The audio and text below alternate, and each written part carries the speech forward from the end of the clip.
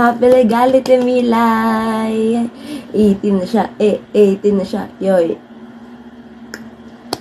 Happy birthday. Yun lang. Thank you. Charis. Di ko naman sasabihin ko.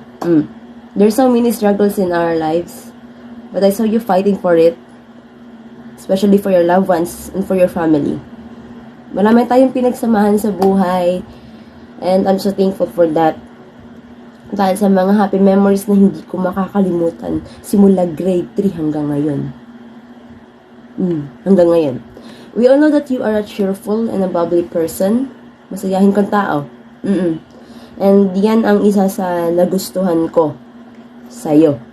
Uy, huwag kang mag-overthink ka. Yan yung isa sa nagustuhan ko sa'yo. And I hope na stay ka lang na ganyan.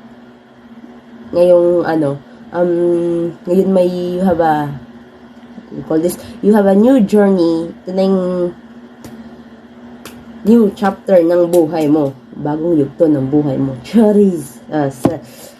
Marami man silang sinasabi tungkol sa'yo. Huwag mo nang pansinin, ganyan ka naman talaga palagi, di ba? And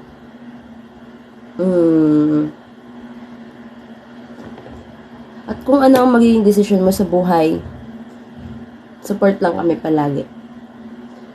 Di man tayo nagkikita lately, and di pa tayo magkikita dahil busy tayo. As your insan, I'm always here for you, cheering you from afar.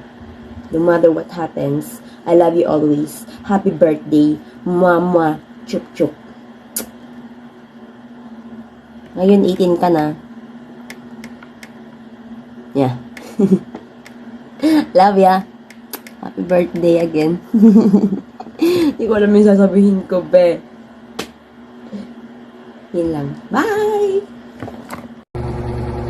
Hi Maylape, happy 18th birthday. Wish ko lang sa'yo, mag-aral ka ng mabuti at maging mabait na anak ka sa mama mo. Yun lang, happy birthday.